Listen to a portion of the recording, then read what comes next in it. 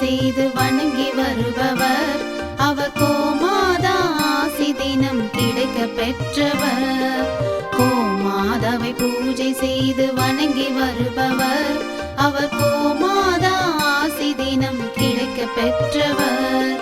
கோமாதா ஆசி பெற்று வாழ்ந்து வருபவர் கோமாதா ஆசி பெற்று வாழ்ந்து வருபவர் என்றும் கோமாதா துணை நின்று நன்மை செய்திடும். என்றும் கோமாதா துணை நின்று நன்மை செய்திடும். கோமாதாவை பூஜை செய்து வணங்கி வருபவர் அவர் கோமாதா